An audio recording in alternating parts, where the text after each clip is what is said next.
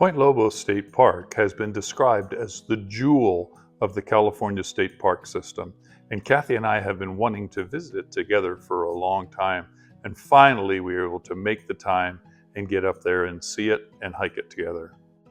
We pulled into Monterey, got our hotel room, and then started to explore the city a bit. We went to Cannery Row, went out on the fishing pier, and kind of looked at the sights there.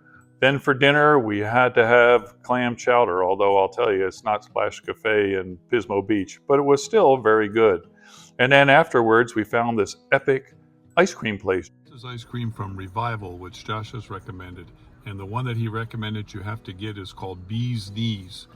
It's kind of honey and honeycomb. That is really good. The honeycomb is a little crunchy. The honey itself is really nice and smooth and creamy. So yeah, this is a good call. It was still sunny, so we went to Kissing Rock, went to the Lone Cypress Tree, and a variety of other places that were along the coast. This apparently must be the spot of the plane crash that ultimately killed the country singer John Denver. But the focus of this trip was the Point Lobos State Park. Well, yesterday afternoon we came here and this place was completely packed out.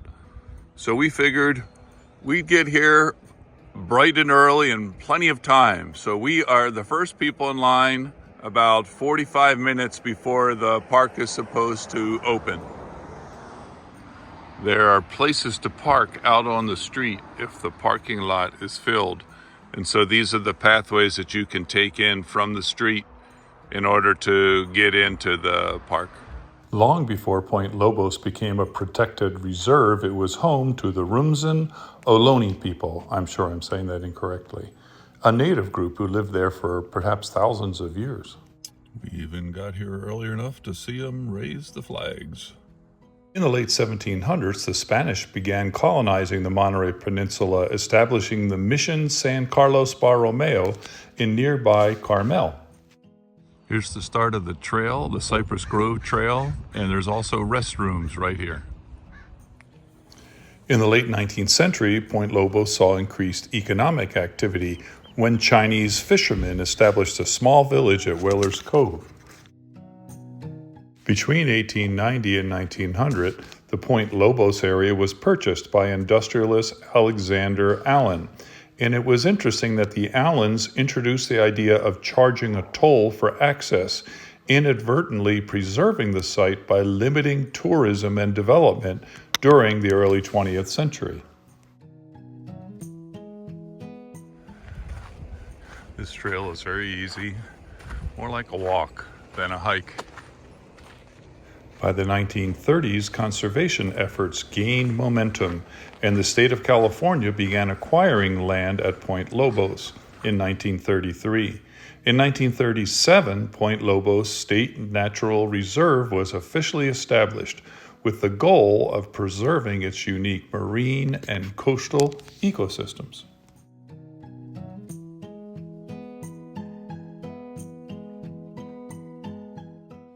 Today, Point Lobos is recognized as a model for conservation. Its marine protected areas, Point Lobos State Marine Reserve, the State Marine Conservation Area, safeguard its offshore kelp forests, sea otters, and other underwater habitats. The reserve draws thousands of visitors annually, but strict regulations limit damage from tourism.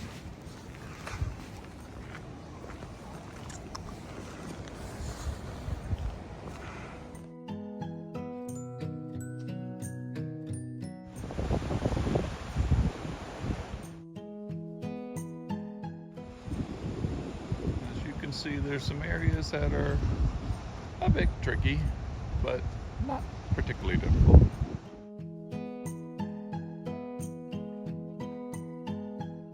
The flowers on these hills are so unique and beautiful.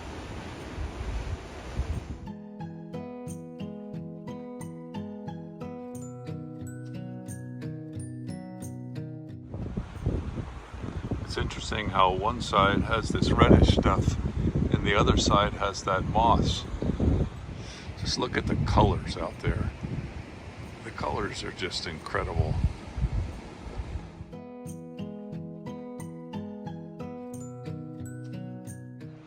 have to guess that the time to come is early in the morning like this.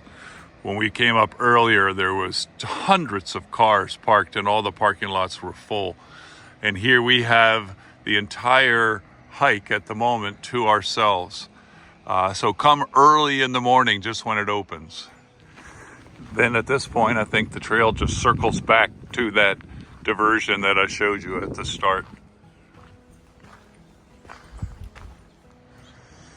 The path continues on this way, but you can take a little diversion and head back out to the coast again this way.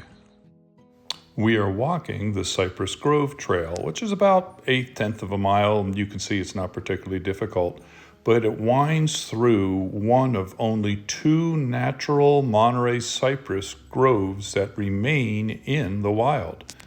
Pretty special. I have driven or hiked the California coastline many, many times, but I can tell you that you're never unimpressed. It's always incredibly gorgeous.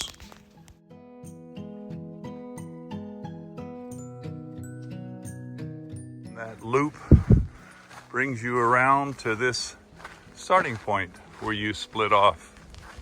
This grove is called the Allen Grove, after the folks that I mentioned earlier. So we came to this parking area here and went back and did this grove.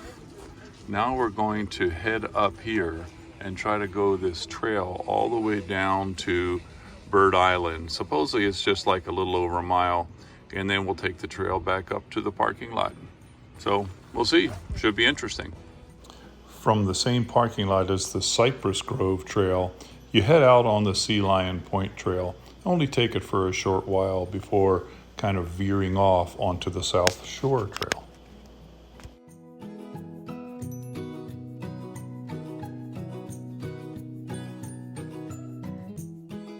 The South Shore Trail is absolutely gorgeous. It kind of follows the rugged coastline, and you can see tide pools and rocky bluffs and waves crashing and the occasional otter too.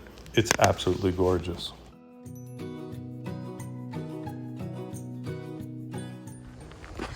As you can see, this area is mostly just a walk. There are a few places with a few steps, but it's mostly just a beautiful little walk that you take. And you can see the trail coming down back there from that peak. We will have steps to take on the way back. I wonder what the explanation for those circles is. If you happen to know, let me know in the comments. That white stuff growing down there is really interesting. I wonder what that is. I've never seen that by the ocean before.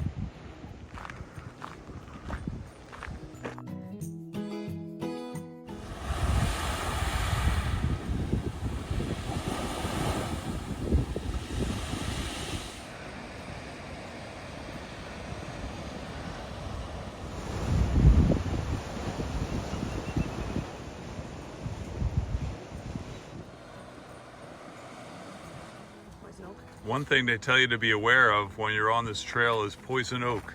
And you can see it by the 3 leaves and the smooth stalk. And it's growing everywhere. So particularly if you hike with bare legs, be aware of that.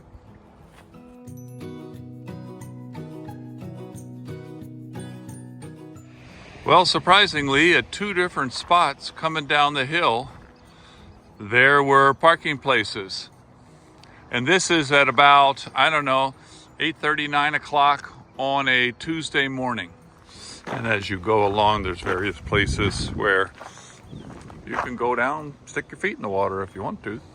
Here is our first close-up look at Bird Rock.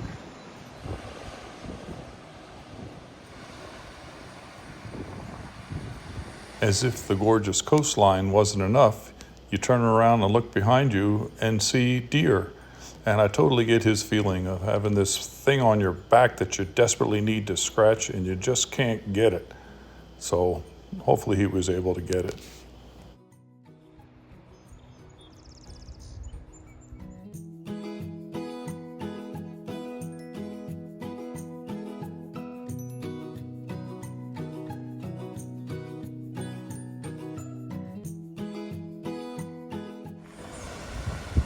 So after that hidden beach sign, I guess you could take a little trail down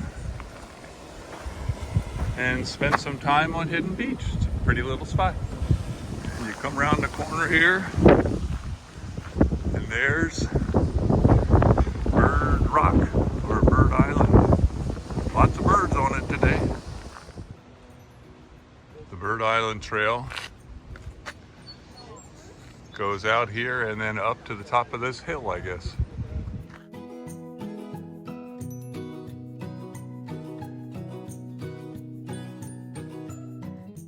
And the trail comes around here out to that point, and you get really close. Look at the number of birds out there. So you come around this corner, and then you get surprised by this beautiful little arch down there.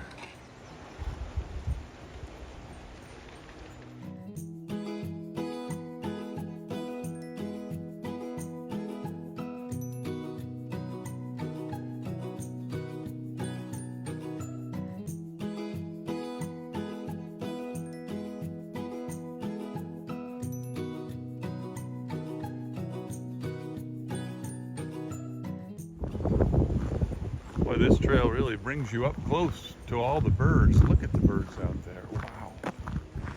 Oh my gosh. Look at all of these birds everywhere. Josh has told me that there are times that he has been here and there are hardly any birds at all. Can you even imagine that, seeing all these here today?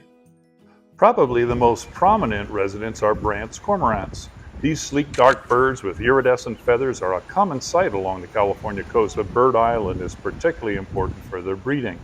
Another species is the pelagic cormorant, slightly smaller, more solitary, and prefers vertical cliffs and narrow ledges. Western gulls obviously are everywhere, but perhaps the most enchanting residents are the black oyster catchers, whose bright red bills and loud whistling calls can make them easy to spot if you're lucky.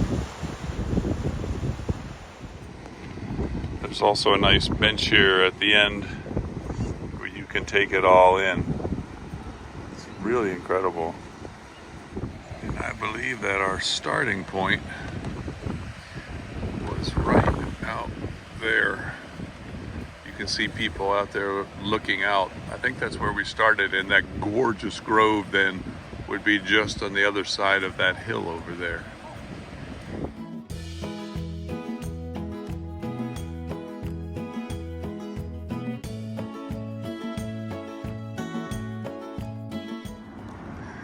So now it's 11 o'clock on a Tuesday in the beginning of June, and there are parking places still along the way. We saw this fun little heart on the way back. Thank you so much for watching this video of our time in Monterey and Point Lobos State Park. Hope to see you on the next video.